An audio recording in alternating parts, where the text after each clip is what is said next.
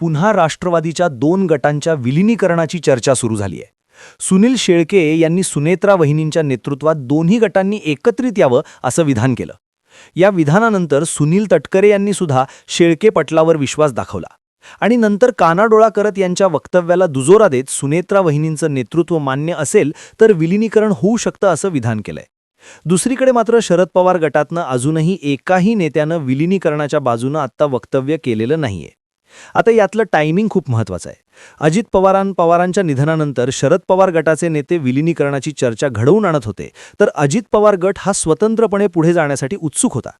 अजितदादांच्या निधनाला बरेच दिवस झाले, तोच आता अजित पवार गट विलिनीकरणाच्या चर्चा घडवून आणायला लागलाय आणि शरद पवार गटाचे नेते शांत बसलेत. त्यांना आता विलिनीकरण नकोय. साहजिकच या 2 महिन्यांमध्ये असे काय उलटफेर झालेत की अजित पवार गटाच्या नेत्यांना विलिनीकरणासाठी मागे लागण्याची वेळ आलीय. दुसरीकडे राष्ट्रवादीचं विलिनीकरण तर दूरच, पण सुनेत्रा पवारांच्या नेतृत्वात संपूर्ण राष्ट्रवादीचा गटच भाजपमध्ये कायमचा मर्ज करण्याची रणनीती सुद्धा आखण्यात येऊ लागल्याचं बोललं जाऊ लागलेलं आहे. राजकारणात नेमकं काय घडतंय, कोण कोणाला मात देतंय आणि कोणाचा गेम व्हायला लागलाय, समजून घेऊयात आजच्या या व्हिडिओतनं. तर नमस्कार मंडळी, आणि तुम्ही बघताय बोल मंडळी न्यूज. तर सुरुवात करूयात अजित पवारांच्या निधनानंतर झालेल्या घडामोडींपासून. अजित पवारांच्या निधनानंतर लगेचच राष्ट्रवादीच्या अजित पवार गटानं विलिनीकरणाची चर्चा सुरू केली. अजितदादांनी विलिनीकरणाचा शब्द दिला होता, तारीखही ठरली होती, अशी वक्तव्य शरद पवारांच्या पक्षाकडनं केली जाऊ लागली. पण विलिनीकरण झालं तर नेतृत्वाचे सूत्र पुन्हा शरद पवार आणि सुप्रिया सुळे यांच्याकडे जातील, या भीतीतनं मग अजित पवार गटाच्या वरिष्ठ नेत्यांनी विलिनीकरण हे टाळल्याचं पाहायला मिळालं. सुनेत्रा पवारांचा शपथविधी त्यांनी तडकाफडकी घडवून आणला. सुनेत्रा पवारांकडे नेतृत्व देत आपलं महत्त्व कायम ठेवता येऊ शकतं, असाच अंदाज अजित पवार गटातल्या प्रमुख अशा नेत्यांचा होता. पण अजितदादांच्या अपघातावरती प्रश्नचिन्ह निर्माण करत शरद पवार गटाच्या रोहित पवारांनी तटकरी आणि पटेलांना पुरतं डॅमेज केलं. पर्यायानं अजित पवार गटातल्या या नेत्यांच्या मागे पक्षीय पातळीवरती जनमत तयार होऊ शकलं नाही. तटकरी आणि पटेल यांच्यासहित प्रमुख नेते हे विलिनीकरण होऊन देणार नाही, याचा अंदाज घेऊनच शरद पवारांनी पुढच्या योजना आखल्या. फेब्रुवारी 2024च्या सुमारास महाराष्ट्राच्या राजकारणात राष्ट्रवादी काँग्रेसच्या दोन्ही गटांच्या विलिनीकरणाची चर्चा अत्यंत तीव्र झाली होती. 2023मध्ये पक्षात उभी फूट पडल्यानंतर अजित पवार आणि शरद पवार असे 2 स्वतंत्र गट निर्माण झाले होते. मात्र 2024च्या सुरुवातीला या दोन्ही गटांनी पुन्हा एकत्र यावं अशा हालचाली पडद्यामागे सुरू झाल्याचं पाहायला मिळालं. या विलिनीकरणाच्या चर्चेमागे प्रामुख्यानं राजकीय अस्तित्व टिकवणे आणि आगामी निवडणुकांमध्ये आपली ताकद वाढवणे हे 2 मुख्य उद्देश होते. अजित पवार गटातील अनेक आमदारांनी उघडपणे या विलिनीकरणाला पाठिंबा दर्शवला होता. विशेषतः मावळचे आमदार सुनील शेळके आणि इगतपुरीचे आमदार हिरामण खोसकर यांनी या संदर्भात महत्त्वाची विधानं केली होती. खोसकरांनी असा दावा केला होता की अजित पवार गटातील तब्बल 80% आमदार शरद पवार यांच्या नेतृत्वाखालील मूळ राष्ट्रवादी काँग्रेसमध्ये पुन्हा सामील होण्यास किंवा विलिनीकरण करण्यास उत्सुक आहेत. या विलिनीकरणाच्या चर्चेला वेग येण्याचं एक महत्त्वाचं कारण म्हणजे सुनेत्रा पवार यांची भूमिका. सुनेत्रा पवार यांनी दोन्ही गटांतील नेत्यांशी संवाद साधून एकोपा निर्माण करण्याचा प्रयत्न केल्याचं बोललं जात होतं. राष्ट्रवादी काँग्रेसमधील फुटीमुळे ग्रामीण भागातील कार्यकर्त्यांमध्ये मोठ्या प्रमाणावर संभ्रम निर्माण झाला होता, ज्याचा फटका निवडणुकीत बसू शकतो अशी भीती दोन्ही गटांतील नेत्यांना वाटत होती. त्यामुळेच विलिनीकरण हा एक व्यवहार्य पर्याय म्हणून समोर आला होता. मात्र हे विलिनीकरण इतकं सोपं नव्हतं. शरद पवार यांच्या नेतृत्वाखालील गटानं राष्ट्रवादी काँग्रेस शरदचंद्र पवार यांनी विलिनीकरणासाठी काही कडक अटी घातल्या होत्या. ज्या नेत्यांनी पक्ष सोडताना शरद पवारांवर वैयक्तिक टीका केली होती, त्यांना पुन्हा पक्षात घेण्यास शरद पवार गटातील काही निष्ठावान नेत्यांचा तीव्र विरोध होता. विशेषतः जयंत पाटील आणि जितेंद्र आव्हाड यांसारख्या नेत्यांनी पक्षशिस्तीचा मुद्दा उपस्थित केला होता. दुसरीकडे महाविकास आघाडीमधील इतर घटक पक्ष म्हणजे शिवसेना, उद्धव बाळासाहेब ठाकरे आणि काँग्रेस यांनी या विलिनीकरणावर अत्यंत सावध आणि काहीशी नकारात्मक प्रतिक्रिया दिली होती. जर अजित पवार गट पुन्हा शरद पवारांशी हात मिळवणी करणार असेल तर महाविकास आघाडीच्या जागा वाटपाचं समीकरण पूर्णपणे बिघडणार होतं. काँग्रेस आणि शिवसेना युबीटी नेत्यांनी स्पष्टपणे सांगितलं होतं की ज्यांनी भाजपसोबत सत्तेत सहभाग घेतला अशा नेत्यांना पुन्हा आघाडीत स्थान देणं कार्यकर्त्यांना पटणार नाही. यामुळे महाविकास आघाडीमध्ये फूट पडण्याची शक्यता निर्माण झाली होती. या दबावामुळे शरद पवार यांना विलिनीकरणाच्या मुद्द्यावर अत्यंत विचारपूर्वक पावलं उचलावी लागली होती. त्यांनी वारंवार असे संकेत दिले की पक्ष पुन्हा एकत्र येण्यापेक्षा संघटन मजबूत करण्यावर त्यांचा भर आहे. अजित पवारांसाठी हे विलिनीकरण म्हणजे एक राजकीय गरज बनली होती. भाजपसोबतच्या युतीत जागा वाटपावरून होणारे मतभेद आणि वाढता दबाव यामुळे अजित पवार गटाची कोंडी होत होती. स्वतःची राजकीय ताकद आणि ओळख टिकवण्यासाठी त्यांना पुन्हा शरद पवारांच्या सावलीत जाणं सुरक्षित वाटत होतं. मात्र केंद्रीय निवडणूक आयोगानं अजित पवार गटाला राष्ट्रवादी काँग्रेस हे नाव आणि घड्याळ हे चिन्ह दिल्यानं तांत्रिकदृष्ट्या तेच मूळ पक्ष ठरले होते. अशा स्थितीत विलिनीकरण करणं म्हणजे आपलं स्वतंत्र अस्तित्व संपवणं असाही एक मतप्रवाह अजित पवार गटामध्ये होता. यामुळेच विलिनीकरणाच्या चर्चेत धरसोड पाहायला मिळाली. 80% आमदारांचा समर्थनाचा दावा असूनही प्रत्यक्षात विलिनीकरणाची प्रक्रिया पूर्ण होऊ शकली नाही.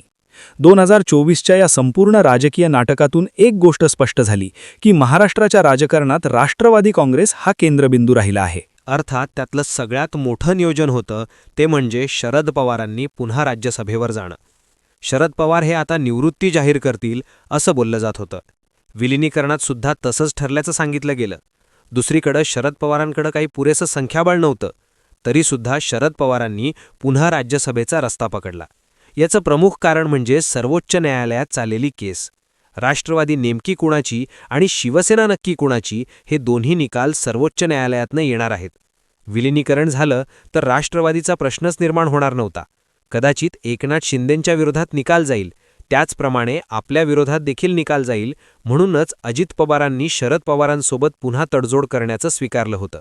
शरद पवारांनी निवृत्ती जाहीर केली असती तर सर्वोच्च न्यायालयात पवारांची बाजू लंगडी झाली असती. शरद पवार हे अध्यक्ष म्हणून सक्रिय राजकारणात आहेत आणि आजही पक्षचिन्ह आणि पक्षाचं नाव शरद पवारांकडे हे ठामपणे सिद्ध करण्यासाठी पवारांनी निवृत्तीचा बेट रद्द करून विलिनीकरणाची चर्चा संपुष्टात आणून पुन्हा राज्यसभेचा रस्ता पकडलाय असं सांगण्यात येतंय. अर्थात हा सगळा विषय जर तरचा असला तरी एकनाथ शिंदे आणि अजित पवार गटाच्या विरोधात निकाल जाईल अशी शक्यता अधिक आहे असं बोललं जाऊ लागलंय. आणि त्याचाच अंदाज आल्यानंतर अजित पवार गटाचे नेते आता पुन्हा विलिनीकरणाच्या चर्चांकडे वळताना दिसतायत. आता इथे दुसऱ्या काही घडामोडी देखील महत्त्वाच्या ठरताना दिसून येत आहेत.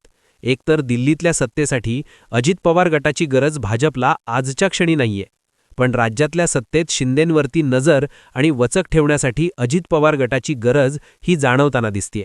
अजित पवारांच्या पश्चात मात्र या पक्षाचं राजकीय नेतृत्व आता एक हाती फडणवीसांकडे गेल्याचं दिसतं. आणि हाच मोठा फॅक्टर भाजपमध्ये राष्ट्रवादीच्या विलिनीकरणासाठी महत्त्वाचा ठरू शकतो. नेमकं कसं तर सातारा जेडपीवरनं झाला. अजित पवार गटाचे मकरंद पाटील, शिंदेंचे शंभूराज देसाई यांच्या विरोधात भाजपचे जयकुमार गोरे असं चित्र या निवडणुकीच्या निमित्तानं पुढं आलं. महत्त्वाचं म्हणजे मकरंद पाटलांसारखे नेते अजितदादांच्या पश्चात आयतेच शिंदेच्या हाताला लागलेत. दुसरीकडं सोलापूरचं मोहिते पाटील घराणंसुद्धा शिंदेंच्या जवळ गेल्याचं बोललं जाऊ लागलंय. रामराजे निंबाळकरांनी स्थानिक स्वराज्य संस्थांच्या निमित्तानं कधीच हाती बाण घेतलेला आहे. थोडक्यात अजित पवारांच्या पश्चात सुनेत्रा पवारांच्या नेतृत्वात अजित पवार गट आक्रमक राजकारण करू शकतो अशी कोणती शक्यता नाहीये. उलट साम दाम दंडभेद वापरण्यासाठी जी मनी आणि मसल पॉवर या नेत्यांच्या मागे उभं करण्याची गरज आहे ती एकनाथ शिंदे आता हेरताना दिसू लागलेले आहेत. साहजिकच सुनेत्रा पवारांच्या नेतृत्वाची तडजोड फक्त वन टर्म सत्ता पुढं घेऊन जाण्यासाठी उपयोगी ठरू शकते. याचीच जाणीव सुनेत्रा पवारांना सुद्धा झाल्याचं दिसून येऊ लागलेलं आहे. आणि याच फॅक्टरवर अजित पवारांच्या गटातल्या ज्या वरिष्ठांच्या पाठबळावर सुनेत्रा पवारांनी शपथविधी पार पाडला ते नेतीच गेल्या 2 महिन्यातच एकामागून एक शहीद व्हायला लागलेत. तटकर यांच्या एकूण नेतृत्वावर प्रश्नचिन्ह उभं राहिलेलं आहे. पटेलांनी नेहमीप्रमाणे महाराष्ट्रापासून अंतर राखलेलं आहे. राहता राहिलेत ते छगन भुजबळ आणि धनंजय मुंडे. तर हे दोघे म्हणजे राष्ट्रवादीचे नाहीत ध्याजिरवळ्यांसारखे नेते, तर क्लीन बोल्ड झालेत. आता झिरवळ्यांचाच मुद्दा घेतलाय तर अजित पवारांचं नेतृत्व होतं तेव्हा एक भीती पक्षांतर्गत राजकारणाला होती. आता ती भीतीच नसल्यानं एकमेकांच्यातली ही स्पर्धा टोकाला गेल्याचं दिसतं. साहजिकच अजित पवार गटाला खमक नेतृत्व दिलं तरच पक्ष टिकवता येईल. आणि अशाच वेळी शरद पवारांच्या पक्षात पार्टी विलीन करणं किंवा थेट भाजपमध्ये विलीन होणं हेच मार्ग सुनेत्रा पवार यांच्यासमोर आहे असं दिसू लागलंय. आणि मग यातनंच शरद पवारांपेक्षा अधिक राजकीय सोय भाजपमध्ये विलीन झाल्यास होऊ शकते याची जाणीव सुनेत्रा पवारांना झाल्याचं बोललं जातंय. त्याची काही प्रमुख कारणंसुद्धा आहेत, ती सुद्धा समजून घेऊयात.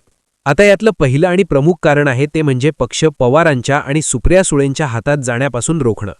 राष्ट्रवादीचे दोन्ही गट एकमेकांच्यात विलीन झाले तर आपोआप सुप्रिया सुळे, जयंत पाटील, रोहित पवार यांच्या हाती सत्तेची सूत्रं येतात. या फॅक्टरमध्ये सुनेत्रा पवारांना आपलं उपमुख्यमंत्रीपद टिकवणं सुद्धा मुश्किलीचं ठरू शकतं. त्यातही अजित पवार गटाचे नेते पुन्हा जयंत पाटलांसोबत जुळून घेऊ शकतात आणि पक्ष म्हणून संपूर्ण नेतृत्व गमावण्याची वेळ सुनेत्रा पवारांवर येऊ शकते. दुसरं महत्त्वाचं कारण म्हणजे सुनेत्रा पवारांच्या लिमिटेड राजकीय महत्त्वाकांक्षा. सुनेत्रा पवारांच्या राजकीय महत्त्वाकांक्षा एकनाथ शिंदेंप्रमाणे टोकाच्या नाहीयेत, त्या भाजपच्या पूरक आहेत. आणि अशावेळी आपलं किमान राजकीय वर्चस्व टिकवून ठेवायचं असेल तर आहे असा गट भाजपमध्ये विलीन करून भाजपकडनं लाभ मिळवून घेण्याची सोय त्यांचे अस्तित्व कायम ठेवणारी दिसतीये. अन्यथा पक्षाचे निम्मे तुकडे शरद पवार गटात आणि निम्मे तुकडे एकनाथ शिंदे यांच्या पक्षात जाऊ शकतात याची जाणीव सुनेत्रा पवारांना आहे.